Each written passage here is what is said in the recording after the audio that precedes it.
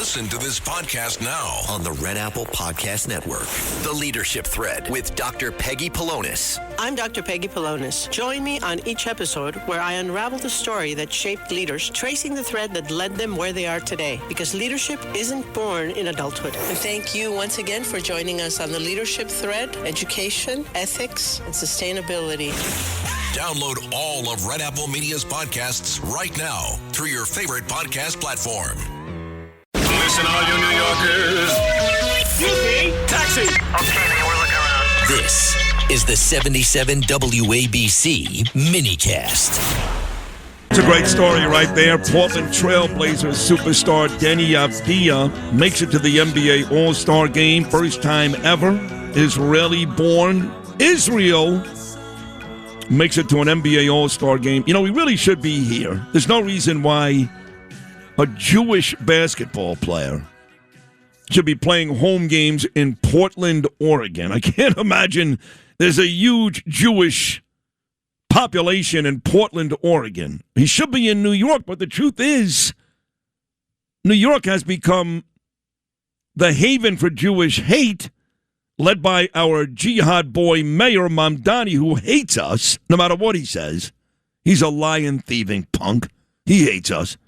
So ideally, Deni would be playing his home games in the Jewish capital of the United States, New York. But no, it wouldn't work here. They would, I swear to God, no, they would probably stand outside of Madison Square Garden, these pro-Hamas people, with signs like Melania. They would stand outside MSG with signs and anti-Israel, and this poor kid, they'd make his life miserable. You know that's true, right? Of course, yeah. Yeah. He can't even play his home games in New York. What a shame. But I can tell you that speaking to President Herzog in Israel yesterday, which I did, and my friend here, Alex Traiman, back in Israel, they're really proud of this kid. So let's go to Jerusalem, MrJNS.org, my dear friend Alex Traiman. Alex, you're a big basketball guy, big Knick fan. Tell me, in Jerusalem this morning or this afternoon, it's now about 2 o'clock in the afternoon there, people in Israel, how excited are they about Deni making the All-Star game in the United States? Oh, Israelis are very excited. And, you know, we have the station here, the Sport Channel, which plays NBA games on rerun in the mornings. And I'll tell you, the number of Portland Trailblazers games that get played is significantly more than any other team. And that only happened because of Deni Avdija.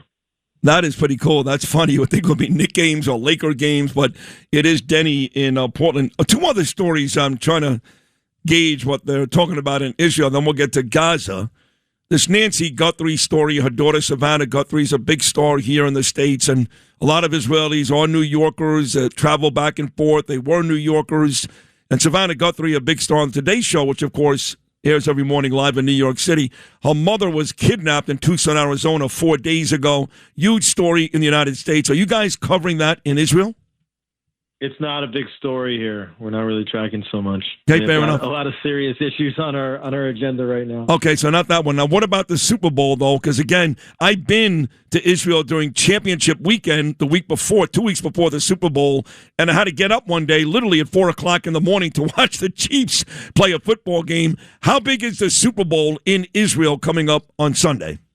Yeah, exactly. It's a live broadcast that starts after 1:30 in the morning, and it basically, if you stay up to watch it, it kind of can kill your entire week because it's an all-nighter. A lot of Americans do stay up and watch it. I did it a number of times, staying up to watch the Giants defeat the undefeated Patriots, for example.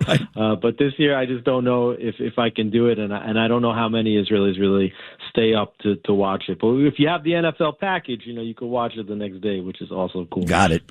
But like you said, so many serious issues, and let's get to Gaza. President Trump was on this show 8 days ago. He started the conversation.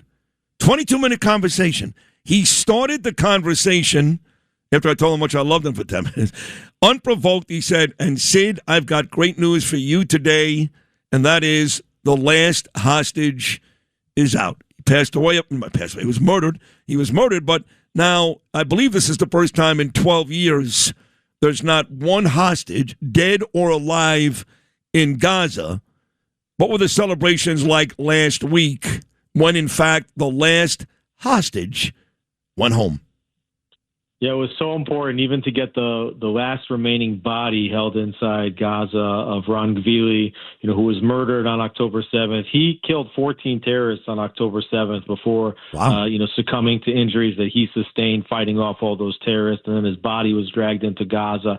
And for the Jewish people, it's so important, even just to get closure with a proper burial for the last body, a very solemn event, which is totally different than what would happen if Israel turned the body of a dead terrorist over to Hamas, and how they'd be having riots, over the burial. Just very solemn burial for Ron Gvili, and the end of a horrific, bitter chapter for Israelis, where we had over 255 living and dead hostages. And I don't think anybody would have believed that we would bring back every single hostage, living and dead. And it is a major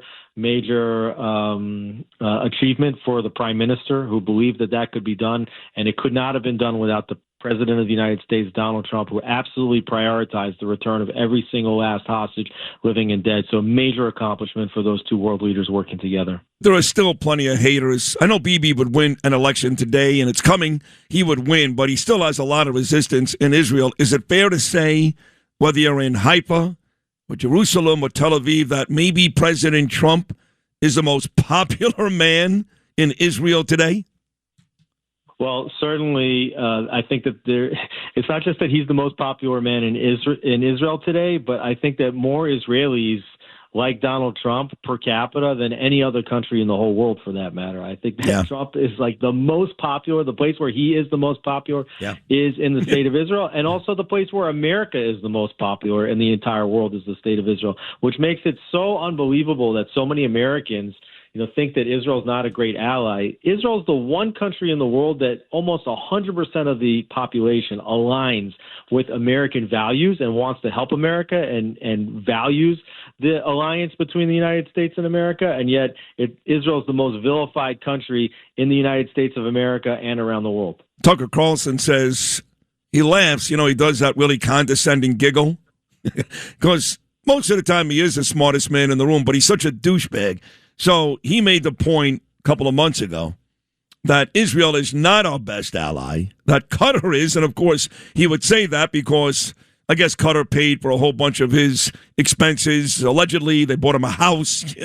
He's doing very well there. But he made the point flat out. Israel is not our best ally. That's Tucker Carlson. It's pretty scary, right? Yeah, and people always complain. They say, the United States over 10 years has given $38 billion to the state of Israel. Well, let's just look at what happened in June, July, the 12-day war, where Israel flew over 1,000 sorties from Israel all the way to Iran to take out the Iranian nuclear facilities. They did that without losing a single plane, without a single pilot, without a single wheel cracked on the landing gear of an airplane, for that matter. Completely miraculous. Do you know how many people are lining up to buy F-35s now after they see what Israel did with the F-35s? Okay, like the amount of value that Israel just brought to Lockheed Martin, an American company, way exceeds the $38 billion that the United States gives to Israel, and that's just one example of the value that Israel provides back to the United States. Excellent job, Alex Traiman. I've had these conversations on air with Johnny Daniels too. And by the way, Israel, I said, moving forward, they want less and less from the United States. So eventually, just about all the money is going to dry up. They'll still find a way to criticize Israel and giving money to foreign countries and all that nonsense. But I'll tell you this, getting back to the hostage story, now that they're all out of there, all you've got left in Gaza basically are Hamas. They have not unarmed. They are there with plenty of weaponry, plenty of guns, and I guess innocent Palestinians. If you think they're innocent, I don't. And we talked about how when the hostages were out, that would be a perfect opportunity to blow that place to smithereens. You may kill some quote-unquote innocent Palestinians, but you'd wipe out Hamas. Do Israelis want that? And if they do, what are you guys waiting for? Well, on the one hand, the situation inside Gaza is sustainable for Israel right now. Fine, Hamas is running around with assault rifles. Who are they pointing those weapons at? They're shooting Palestinians living in Gaza.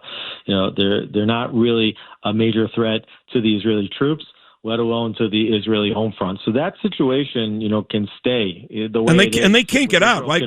Correct me if I'm wrong. They can't. In other words, go north from the tunnels and make their way out of Gaza like they did on that horrible morning, October 7th. They are basically packed in with no way out because of all the IDF troops. Well, the Rafah crossing between Gaza and Egypt was just opened for the first time on Monday, and we saw about a dozen Gazans get out of the strip. And let's just hope that that's the beginning of a mass exodus of those who want to leave. And there are polls that show, and I asked this as a question to the president during Prime Minister Netanyahu's visit to Mar-a-Lago, and I told him about this poll, which he knew about, that says that more than half of the Gazans would want to leave if they were given the opportunity to do so.